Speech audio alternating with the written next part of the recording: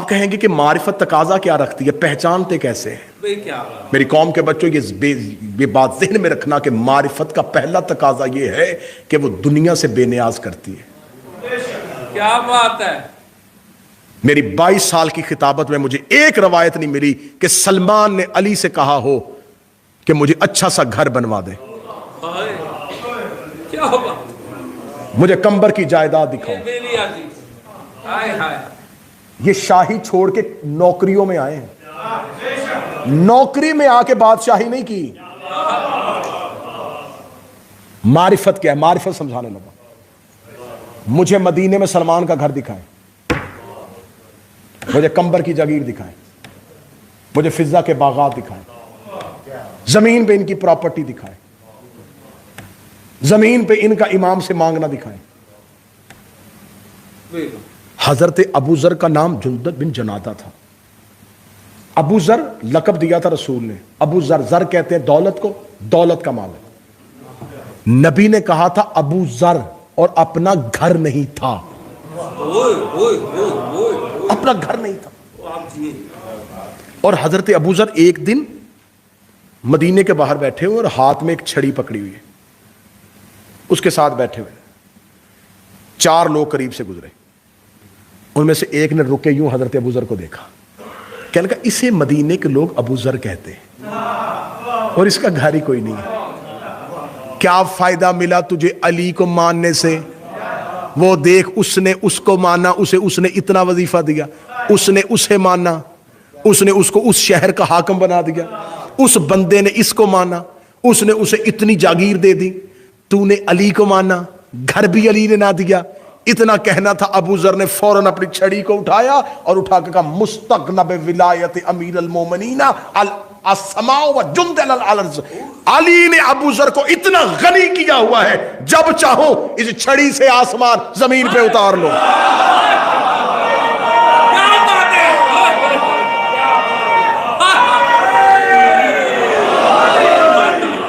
علی کی محبت نے مجھے اتنا امیر کیا ہوا ہے، میں جب چاہوں اس چھڑی سے آسمان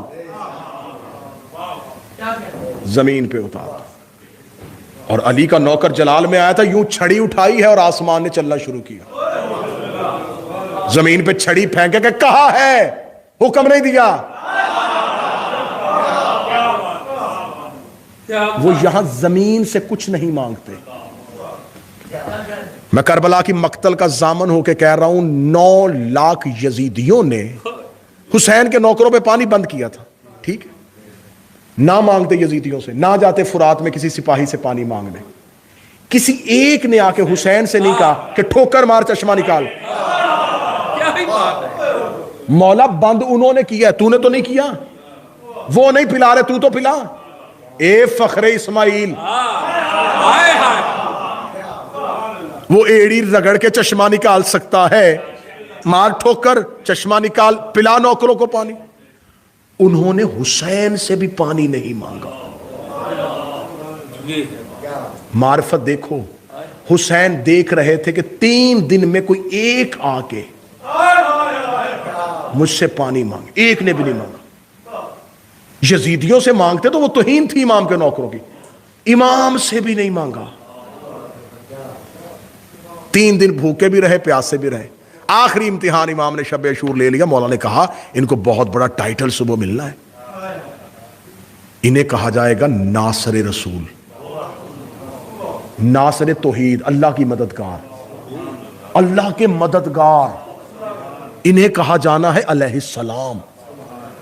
ایک دفعہ ٹٹول کے دیکھ لو، حسین نے کہا جنت دوں؟ انہوں نے کہا نہیں، جو امام سے جنت بھی نہ مانگے، یہ ہے معرفت کا درجہ۔ یہاں محبت ہے، معرفت نہیں۔ میں ہمیشہ ممبروں پہ کہتا ہوں، آج پھر دہرا دیتا ہوں، میں نے آج تک علم پہ چراغ منت کا دیکھا ہے، محبت کا نہیں دیکھا۔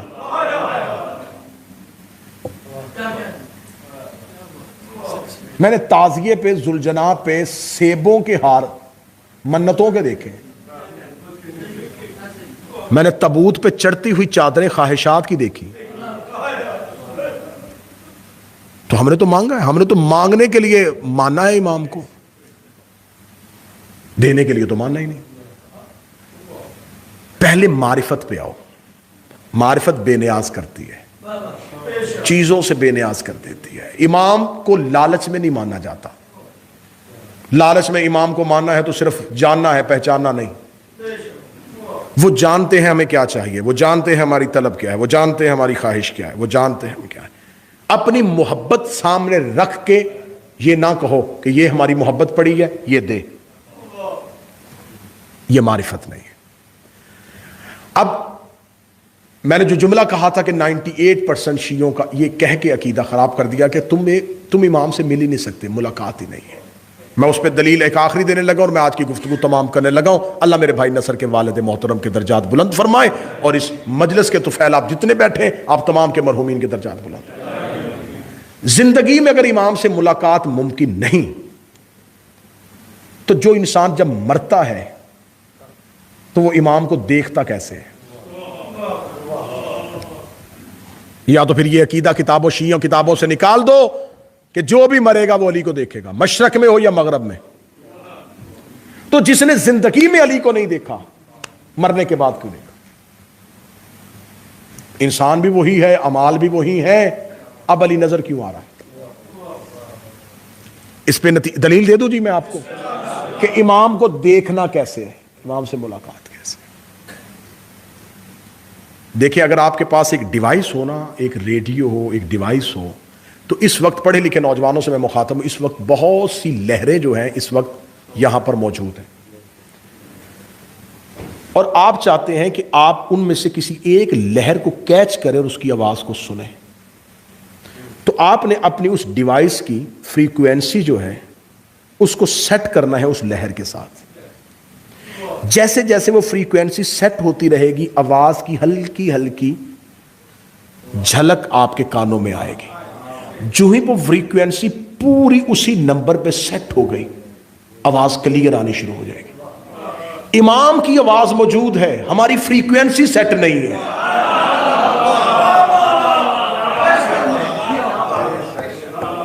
اس میں دلیل دوں گا, اور یہی دلیل آج کی مجلس کا موضوع کا پورا نتیجہ ہے.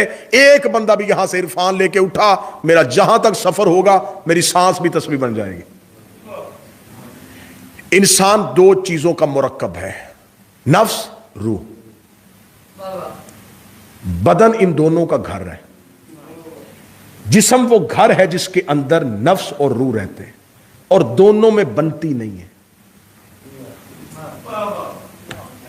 آپ کے اندر سے آواز نکالنے لگا ہوں, میں اگلی بات کہوں گا آپ کہیں گے یہ تو نہیں بول رہا, یہ ہمارا اندر بول رہا ہے, یہ تو ہمارے اندر کی تو بات کر رہا ہے. آپ نے صبح رات کو نیت کی یار صبح نماز کے لیے اٹھنا ہے, پورے ٹائم پہ آپ کی آنکھ خود بخود کھلی. کھلتی ہے کہ نہیں کھلتی؟ نیت کر لے تو کھلتی ہے کہ نہیں کھلتی؟ کھلی. اب جو ہی کھلی پہلی آواز اندر سے آئی, اٹھ ٹائم ہو گیا. دوسری آواز آئی, ابھی تھوڑا ٹائم ہے.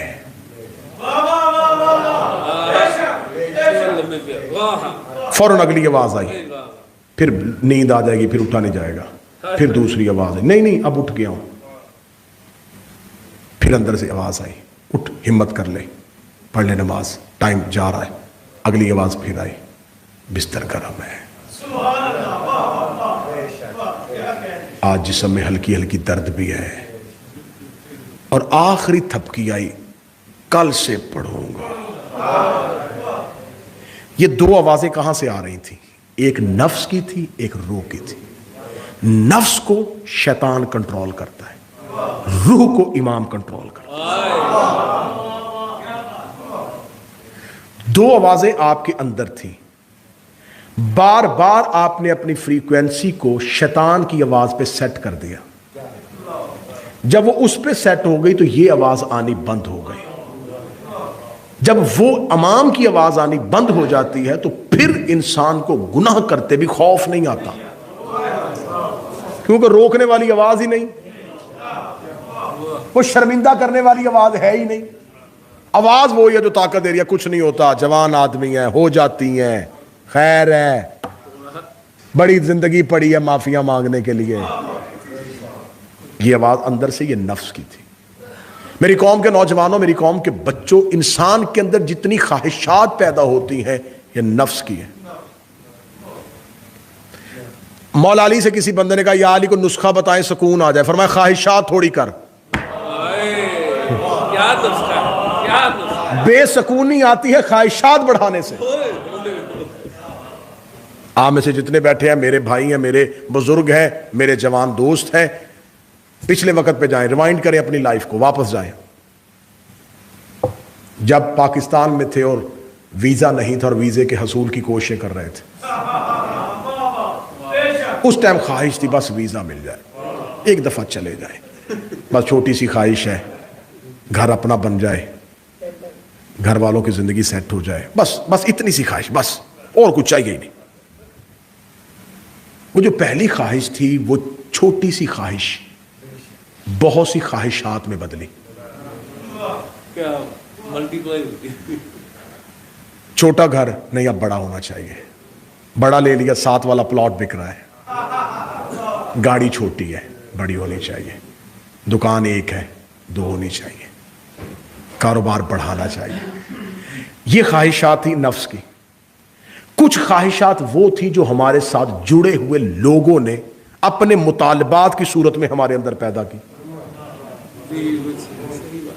میں بالکل یہ 2 × 2 = 4 میں کوئی کتاب، کوئی تبا مصر تو پڑھ کوئی نہیں رہا. یہ تو آپ کا اندر پڑھ رہا ہوں، میں اندر پڑھ رہا ہوں، ہر ایک کا اندر پڑھ رہا ہوں، اپنا اندر پڑھ رہا ہوں، ہر ایک کا اندر پڑھ رہا ہوں. بہت سے ایسے مطالبات ہوتے ہیں جو ہماری خواہشات بڑھا دیتے ہیں. مثلا میں آپ کی معاشرے کی بات کر رہا ہوں، آپ جس معاشرے پہ رہ رہے ہیں، آپ نے کہہ دینا چلے بس اب سکون ہو گیا، الحمدللہ گھر ہو گیا، جاب ہو گئی، بن گیا اپنا، بس ٹھیک ہے. پیچھے سے کال آ گئی، وہ چاچے کے بیٹے نے 2 ایکڑ خرید لی ہے، 4 نہ ہو تو رہتی نہیں ہے یا نہیں ہے. ان کے پاس وہ گاڑی ہے، ہمیں بار بار تانے ملتے ہیں تمہارا بیٹا بھی یو کے ہوتا ہے، تمہارے پاس گاڑی بھی اچھی کوئی نہیں ہے. اب خواہش، نفس خواہشیں پیدا کرتا رہا.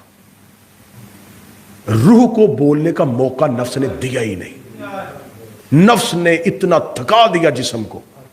خوبصورت جملہ کہنے لگا ہوں، اردو ادب جاننے والوں کے لیے کہنے لگا ہوں، پوری تقریر بھولنا، اس جملے کو قول زری سمجھ کے یاد رکھنا. بدن وہ گھوڑا ہے جس پہ نفس خواہش کا تازیانہ مارتا ہے.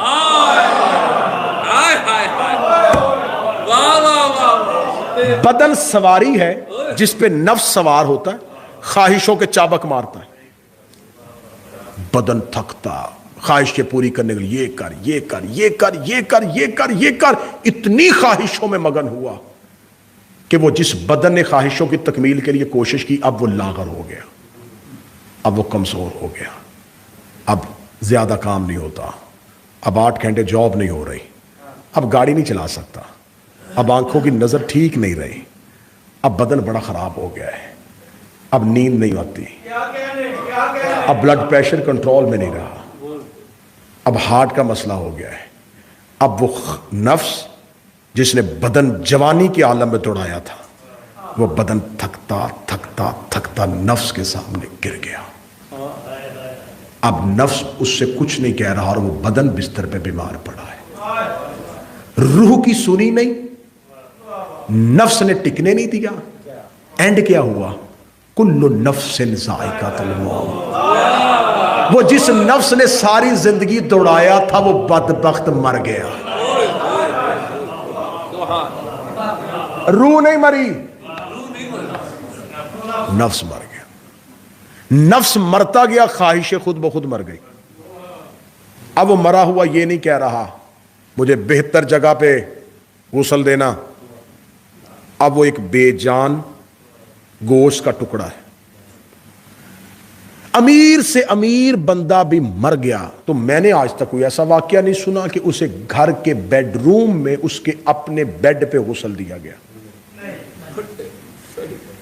وہ جس نے ساری زندگی کمایا تھا اس کے غسل کے لیے پھٹا مسجد سے آتا ہے، اور وہ مسجد میں اس نے دیا ہے جس نے باپ کے نام پہ خیرات کی ہے.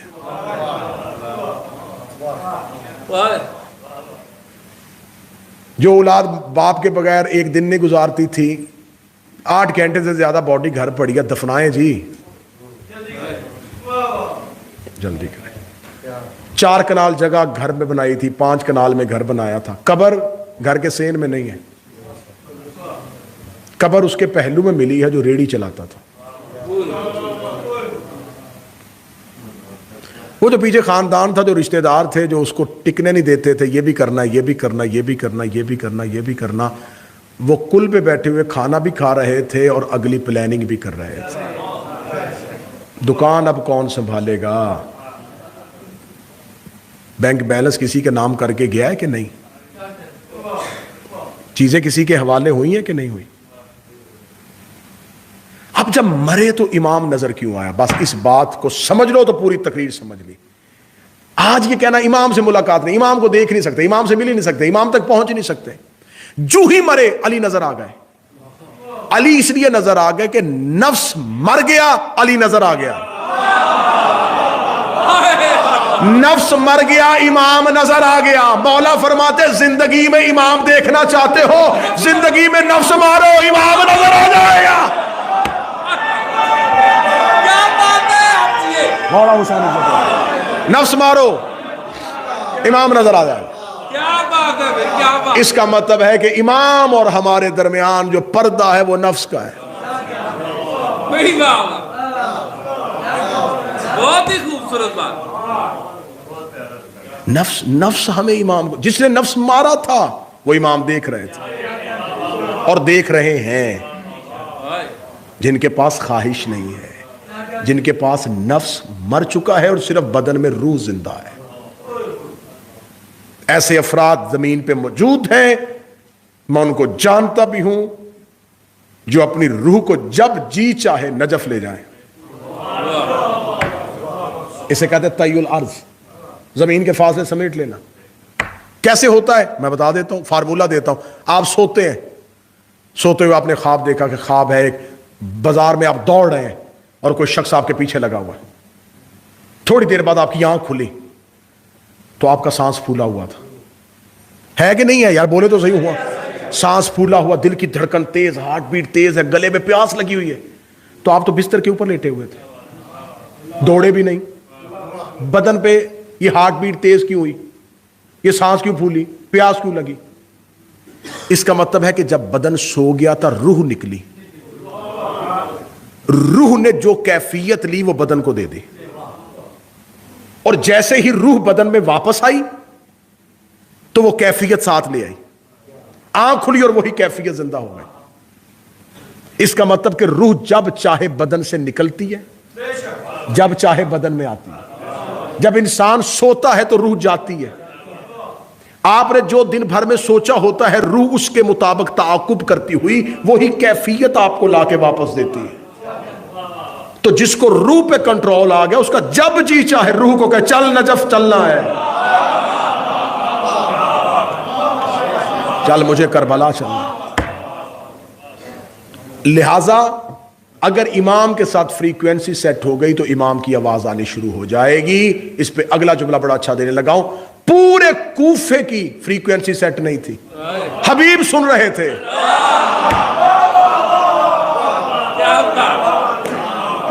صحیح سن رہے تھے، عابس شاکری سن رہا تھا، نافع بن ہلال سن رہا تھا۔ اس کا مطلب یہ نہیں ہے کہ امام سے ملاقات ممکن نہیں، ملاقات ممکن ہے، لیکن ملاقات کا طریقہ ہونا چاہیے۔ اس کے لیے 2 چیزیں ہیں، ایک تو معرفت امام ضروری ہے، اور ایک نفس کو مارنا۔ جب تک تسکین نفس رہے گا تب تک قرب امام حاصل نہیں ہوگا۔ دونوں چیزوں میں سے ایک راضی کرنی ہے، یا نفس راضی کرو یا امام راضی کرو۔ اور علی وہ امام ہے جس نے اپنا نفس ہی توحید کو بیچ دیا۔ وَمِنَ النَّاسِ مَن يَشْرِي نَفْسَهُ ابْتِغَاءَ مَرْضَاتِ اللَّهِ، اور انسانوں میں ایک ایسا بھی رہتا تھا جس نے اپنا نفس ہی توحید کو بیچ دیا۔ اس نے کہا بار بار مجھے نہ بتا یہ کرنا ہے یہ کرنا، رکھ ہی تو جو چاہے، علی کرے گا وہ۔ جب علی نے نفس ہی بیچ دیا تو اب یہ سوال بنتا ہی نہیں کہ علی نے تلوار کیوں نہیں اٹھائی۔ علی فلاں سے کیوں نہیں لڑا، علی نے یہ کیوں نہیں کیا، علی کا نفس اپنے پاس ہے ہی نہیں. سوال یہ کرو اللہ نے موت کیوں نہیں دی، اللہ نے اسے مارا کیوں نہیں؟ کیونکہ علی کا نفس اللہ کا نفس ہے، علی ہے نفس اللہ.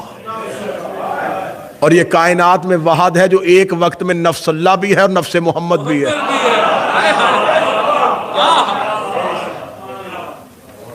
لہذا امام کی ملاقات ضروری بھی ہے، موجود بھی ہیں، امام تک پہنچنے کے رستے بھی ہیں، امام تک جایا بھی جا سکتا ہے. ملاقات با امام زمانہ پہ کتابیں لکھی ہیں. حسن ابتہی کی 2 جلدوں پہ کتاب ہے، اردو میں ٹرانسلیٹ ہو چکی ہے. ملاقات با امام زمانہ، کن کن لوگوں نے کن کن حالات میں کیسے کیسے سرکار صاحب العصر سے ملاقات کی. تو یہ سب سے بڑا ایک عقیدے کی کمزوری کی دلیل ہے کہ نہیں ہم اس قابل کا، جس سے کہا جائے نا جی امام سے ملاقات ہو، ہم اس قابل کا جی، وہ بڑے گناہگار لوگ ہیں جی، وہ ہم سے ملیں، کیسے ہو سکتا ہے؟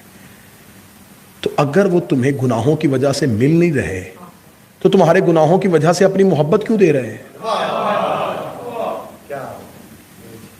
مولا نے فرمایا شیطان تمہارے دل میں جو مجھ سے دور کرنے کے لیے پہلا وہم پیدا کرتا ہے وہ یہ ہے کہ کہاں وہ کہاں ہم. اگر لفظ سنو گے زندگی تبدیل کرنا اس لفظ کی وجہ سے. مولا فرماتے سرکار صاحب العصر اگر ہم نے تمہیں تمہارے گناہوں کی وجہ سے دور کرنا ہوتا تو ہم اپنی محبت تمہیں دیتے ہی کیوں؟